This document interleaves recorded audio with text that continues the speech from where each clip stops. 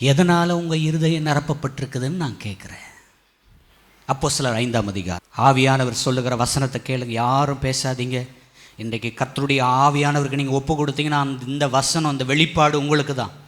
அப்போஸ்தலர் 5ஆம் அதிகாரம் 1வது வசனத்தில் வாசிங்க. இந்த சாப்டர் அப்படி வாசிக்கும் போது ஆவியானவர் உங்களோட பேசுவார். வாசிங்க. அனனியா என்னும் பேருள்ள ஒருவனும் அவனுடைய மனைவியாகிய சப்பிராலும் தங்கள் காணியாட்சியை விற்றார்கள். தன் மனைவி அறிய அவன் கிரயத்திலே ஒரு பங்கை வஞ்சித்து வைத்து ஒரு பங்கை கொண்டு வந்து அப்போஸ்தலருடைய பாதத்திலே வைத்தான். என்ன செஞ்சாங்க? ஒரு பங்கை விற்கிறாங்க. அதை மனைவிக்கு தெரிய என்ன பண்ணுறாங்க?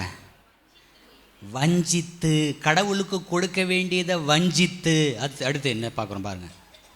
வஞ்சித்து வைத்து ஒரு பங்கை கொண்டு வந்து அப்போஸ்தலருடைய பாதத்திலே வைத்தான். ஒரு நாடகம், ஒரு ட்ராமா செட் பண்ணுறாங்க, ஒரு ஸ்கிட் ரெடி பண்ணுறாங்க.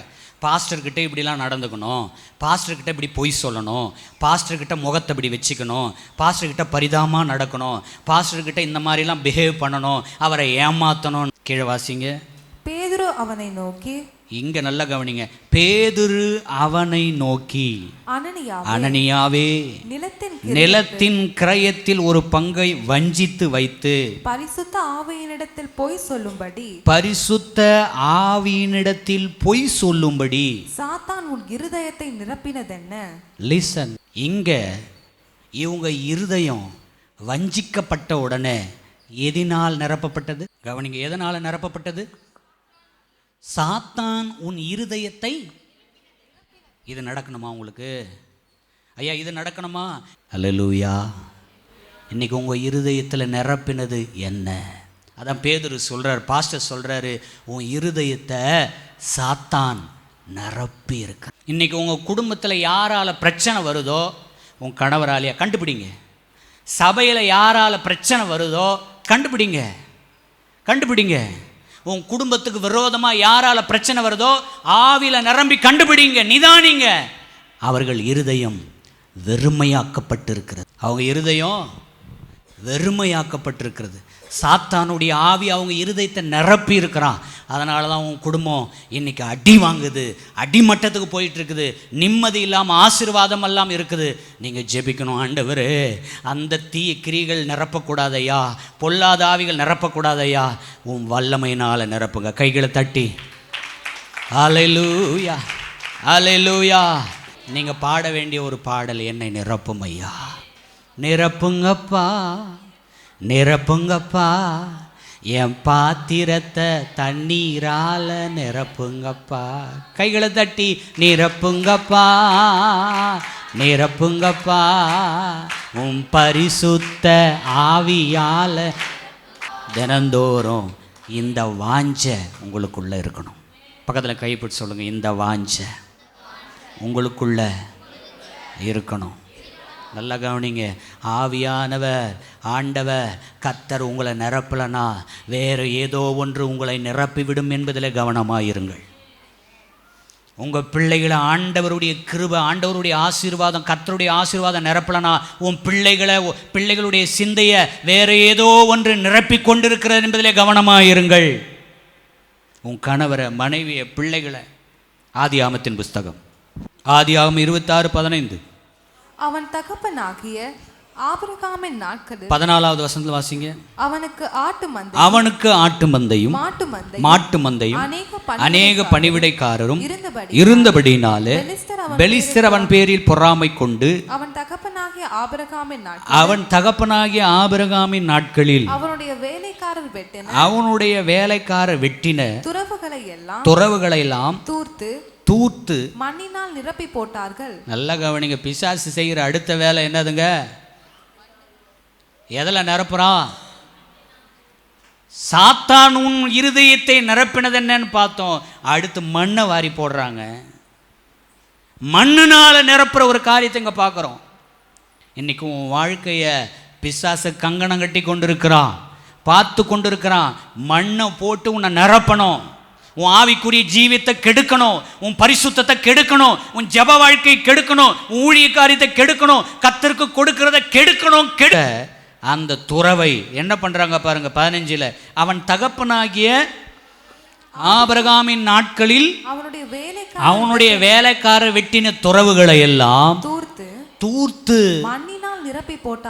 மண்ணினால் நிரப்பி போட்டார்கள். அல்லேலூயா. இன்னைக்கு மண்ணை போட்டு உங்களை நிரப்புறான். ஆனால் இன்னைக்கு ஒரு தீர்மானம் எடுக்கணும். ஆண்டவரே, அசுத்த ஆவியினால, மண்ணுனால, சாபத்தினால, கேடுனால, பாவத்தினால எல்லாவற்றையும் பிசாசு போட்டு என்ன மூட பார்க்குறான். ஐயா, இன்னைக்கு ஊழியக்கார மூலமாக நீங்கள் பேசியிருக்கிறீங்க. நான் ஒரு தீர்மானம் எடுக்க போகிறேன். முழங்கால நின்று உபவாசித்து ஜெபித்து ஜெபித்து ஜெபித்து அந்த மண்ணெல்லாம் வாரி வெளியே போட போகிறேன். கையை தட்டி கர்த்தரை ஸ்தோத்திரம் பண்ணுவோம். அதைத்தாங்க நம்ம வாசிக்கிறோம். நல்ல கவனிங்க. 18வது வசனத்தை வாசிங்க. தன் தகப்பனாகிய ஆபிரகாமின் நாட்களில் வெட்டினவைகளும் ஆபிரகாம் மரித்த பின் பெலிஸ்தர் தூர்த்து போட்டவைகளுமான துறவுகளை மறுபடியும் தோண்டி தன் தகப்பன் அவைகளுக்கு இட்டிருந்த பெயர்களின்படியே அவைகளுக்கு பெயரிட்டான். ஈசாக்குடைய வேலைக்காரர் பள்ளத்தாக்கிலே வெட்டி அங்கே சுரக்கும் நீரூற்றை கண்டார்கள். கையை தலையில சொல்லுவோம். நீ மண்ணை தோண்டி தோண்டி தோண்டி எடுத்து போட்டுக்கிட்டே இருந்தனா அங்கே ஆவியானவர் உனக்குள்ளே கிரியை செய்வா. ஒரு சுரக்கும் நீரூற்று. கைத்தட்டுங்களை. ஒரு சுரக்கும் நீரூற்று, ஒரு சுரக்கும் நீரூற்று, சுரக்கும் நீரூற்று, சுரக்கும் நீரூற்று ஆவியானவர் உனக்கு கொடுப்பார். உன் வாழ்க்கையில் மண்ணை போட்டு மூடினவங்க நிறைய பேர் இருக்கிறாங்க. கையை தலையில் சொல்லுவோம். உன்னை மண்ணை போட்டு மூட பார்க்குற நிறைய பிசாசு கூட்டம் இருக்குது. ஆனால் நீ அதெல்லாம் தோண்டி எடுத்து போட்டு ஆவியானவரால், கிருபையினால், வரங்களினால் நிரப்பணும். ஆமென். நிறைய காரியம் இருக்குது. ஒரு 3 காரியத்தை மட்டும் வசனத்தோடு சொல்லி நான் முடிக்க விரும்புகிறேன். முதலாவது, கர்த்தர், நீ கர்த்தருக்கும் இருதயத்தை ஒப்பு கொடுக்கும்போது நன்மையினால் உன்னை நிரப்புகிறார். பக்கத்தில் கைப்பிடிச்சு சொல்லுங்கள். கர்த்தர் எதனால் ஃபஸ்ட்டு நிரப்புகிறாரு? நன்மையினால் நிரப்புகிறார். நீ சுத்திகரிக்கப்படும் போது கர்த்தர் எதனால் நிரப்புறாரு?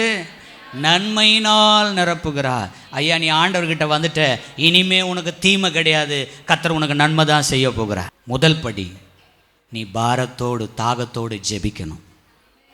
இங்கே சாலமோன் ஜெபம் பண்ணின போது கர்த்தருடைய மகிமை அக்கினியாய் இறங்கினது. அல்லேலூயா. காத்திருந்து ஜெபம் பண்ணாங்க. அப்போஸ்தலர் எப்படி அபிஷேகத்தை பெற்றுக்கிட்டாங்க? 10 நாட்கள் காத்திருந்து இரவும் பகலும் தாகத்தோடு அவங்க ஜெபம் பண்ணாங்க. ஜெபிக்க ஜெபிக்க என்ன ஜெபம்? ஆண்டவரே, ஒரு தேற்றரவாளனை அனுப்போம். ஆண்டவரே, எங்களை நிரப்போம். ஆண்டவரே, எங்களை நிரப்போம். ஆண்டவரே, எங்களை நிரப்போம். ஆண்டவரே, எங்களை நிரப்போம். எங்களை நடத்துங்கப்பான்னு சொல்லி அவங்க ஜெபம் பண்ணிக்கிட்டே இருக்கும்போது கர்த்தருக்கு காத்திருக்கிறவர்களுக்கு ஒரு புது பலன், அபிஷேக பலன் வந்தது. கைகளை தட்டி கர்த்தரை ஸ்தோத்திரிப்போம். 2 நாளாகமம் 5:13 வாசித்து பாருங்க. 2 நாளாகமம் 5:13-14. அவர்கள் ஒருமிக்க பூரிக்கைகளை ஊதி ஏக சத்தமாய் கர்த்தரை துதித்து ஸ்தோத்தரித்து பாடினார்கள். ஆசாரியர் பரிசுத்த ஸ்தலத்திலிருந்து புறப்படுகையில் பாடகர் பூரிக்கையை தாளங்கள் கீத வாக்கியங்கள் சத்தத்தை தொனிக்க பண்ணினாலும் கர்த்தர் நல்லவர், அவர் கிருபை என்றும் உள்ளது என்று அவரை ஸ்தோத்தரிக்கையிலும் கர்த்தருடைய வீடாகிய உன் சரீரம், உன் ஆலயம், உன் இருதயம், உன் சபை, உன் குடும்பம் மேகத்தினால் நிரப்பப்பட்டது. கைத்தட்டி கர்த்தரை ஸ்தோத்திரம் பண்ணுவோம். கர்த்தர் உன்னை நிரப்பணுமா? ஜெபம் பண்ணு. கர்த்தர் உன் குடும்பத்தை, உன்னையும் சபையை நிரப்பணுமா? நல்லா ஸ்தோத்திரம் பண்ணி வொர்ஷிப் பண்ணுங்க. ஒரு ஆராதனை பண்ணுங்க. நல்லா பாடிக்கிட்டே இருங்க. அல்லேலூயா. இந்த பாடலை பாடிக்கிட்டே இருக்கிறேன் நான். இப்போ என் மனைவி கூட கேட்டாங்க, என்ன இந்த பாட்டு ரொம்ப பிடிச்சிச்சு அப்படின்னாங்க. அல்லேலூயா.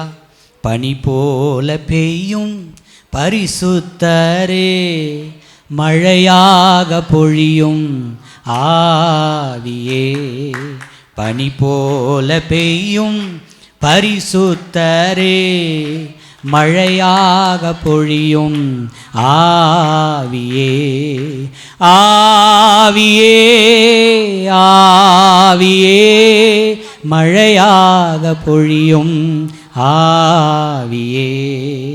இந்த பாட்டை அப்படியே பாடிட்டே இருக்கிறேன்.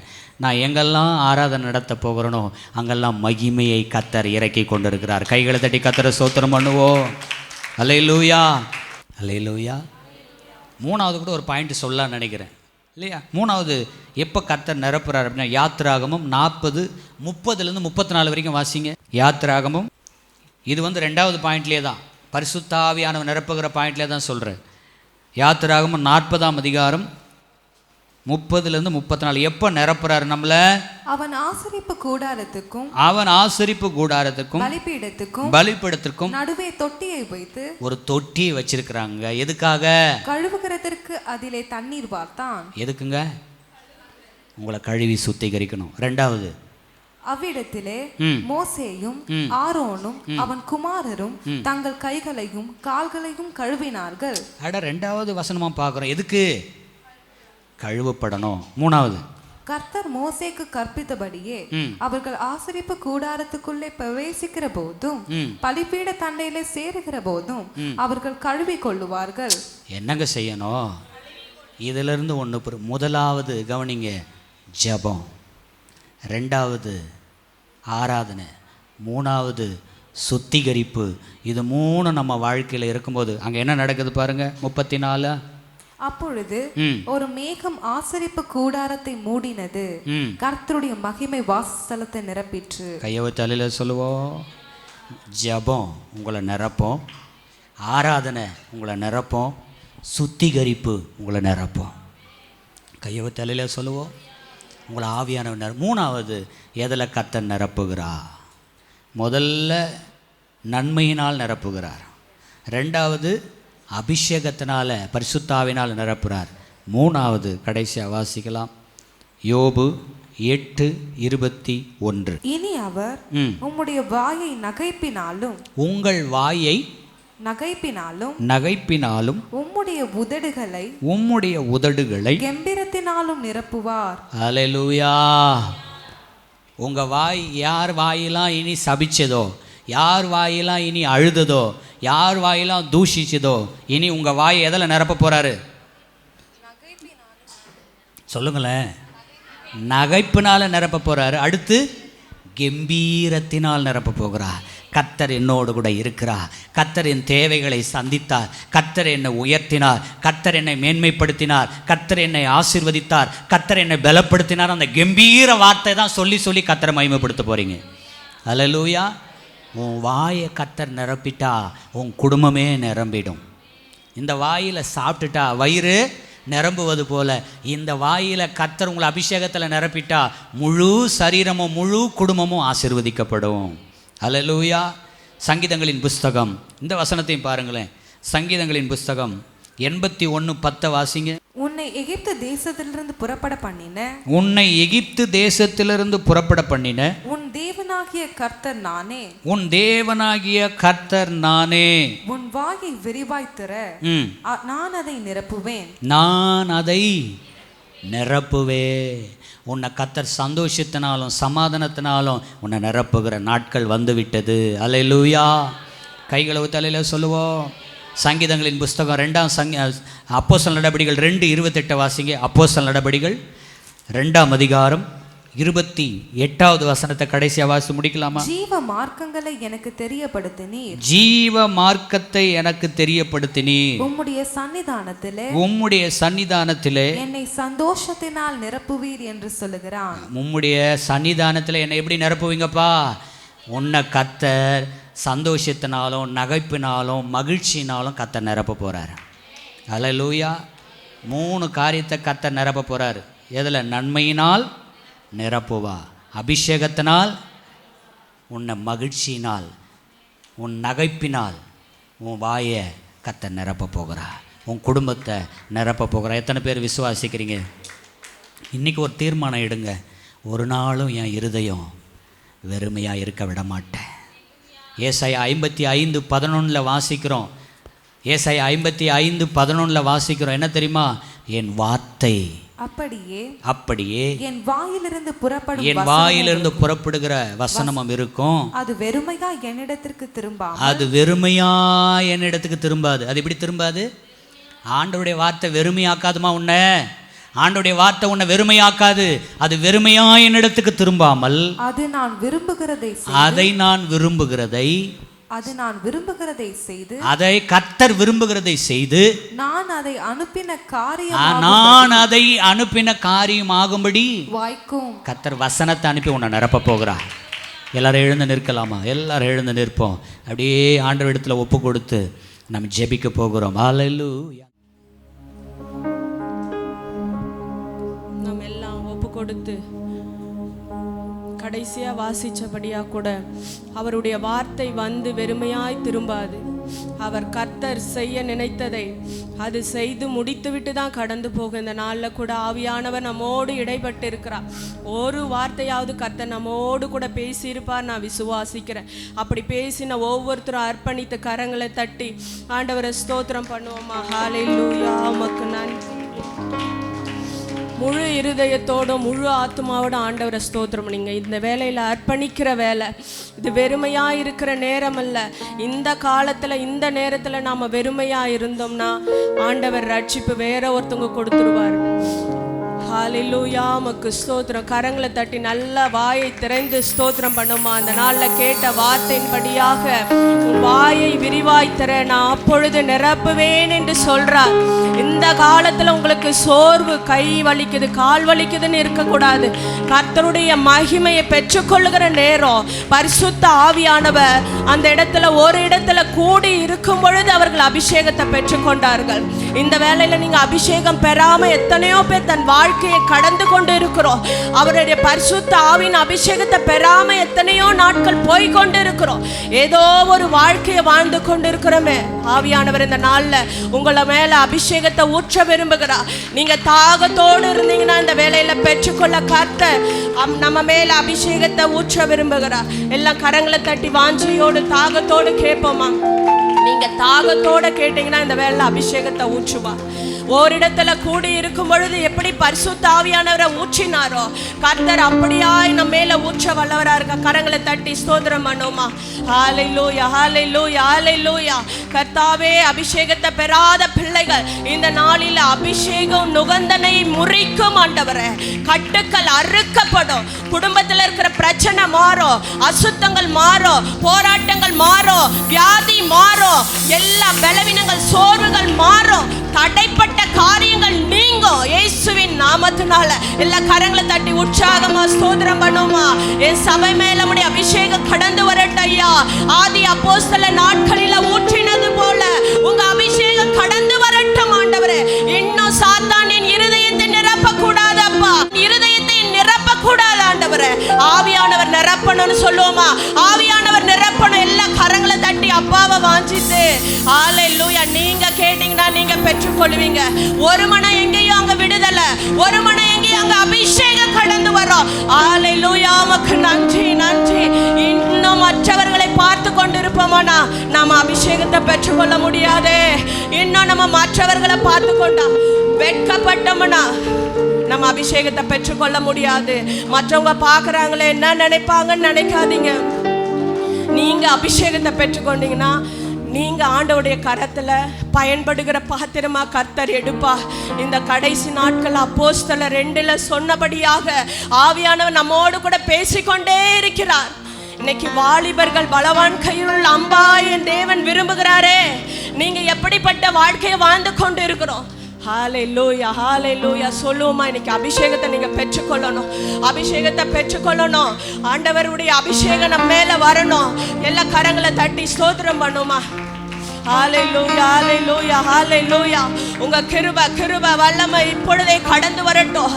கட்டுக்கள் அறுக்கப்படட்டும், பாவ கிரியைகள் ஒழிந்து போகட்டும். இயேசுவின் நாமத்தினால பொல்லாத ஆவிக்கு இடம் கொடுக்கிற இருதயத்தை நிரப்பி இருக்கிற சத்துரு கிரியைகள் விடுதலையாக்கப்படட்டும் ஆண்டவரே. பொல்லாத இருதயங்கள் மாறட்டும் ஆண்டவரே. கட்டுக்கள் அறுக்கப்படட்டும். எங்க இருதயத்துல வைராக்கிய வாஞ்சை எழும்பட்டும் அப்பா, வைராக்கிய வாஞ்சை எழும்பட்டும். இன்னைக்கு நாங்க சும்மா இருந்தா ஆண்டவரே ரட்சிப்பு வேற இடத்துல இருந்து வருமே ஆண்டவரே. எழும்பி பிரகாசிக்கிற பிள்ளைகளாய் மாற்றுங்க ஆண்டவரே.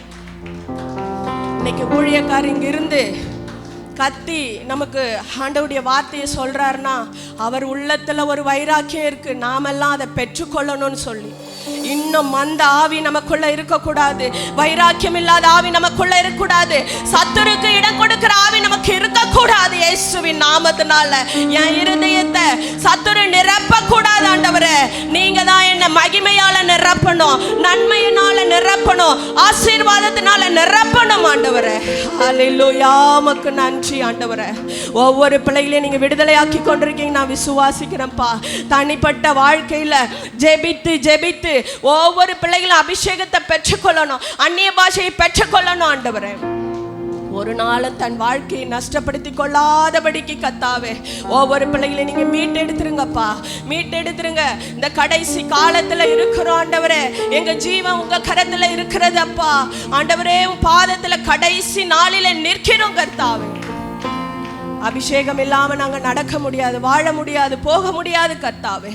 எங்க இருதயத்தை ஆண்டவரே நீங்க பரிசுத்த ஆவியினால் நிரப்புவீராக. ஆண்டவரே, எங்களை வழி நடத்த போறதற்காக நன்றி செலுத்துகிறோம். உங்க கரத்துல நன்றி செலுத்துகிறோம் ஆண்டவரே. உங்க கரத்துல எங்களை ஒப்பு கொடுக்கிறோம், எங்க பிள்ளைகளை ஒப்பு கொடுக்கிறோம், குடும்பத்தை ஒப்பு கொடுக்கிறோம் ஆண்டவரே. எல்லா காரியத்தையும் உங்களுடைய கரத்துல ஒப்பு கொடுத்துறோம் கர்த்தாவே. நீங்க எங்களை வழி நடத்திங்க, நாங்கள் விசுவாசிக்கிறோம் கர்த்தாவே. இன்னும் வருகிற நாட்கள்ல அபிஷேகம் இல்லாத பிள்ளைகள் தாகத்தோடு அப்பாவை நோக்கி பெற்றுக்கொள்ள என் தேவன் கிருபை பாராட்டுங்க ஆண்டவரே. கரங்கள்ல எங்களை தாழ்த்தி அர்ப்பணிக்கிறோம். இயேசு கிறிஸ்துவின் நாமத்தில் ஜெபிக்கிறேன், ஜெபம் கேளும் நல்ல பிதாவே.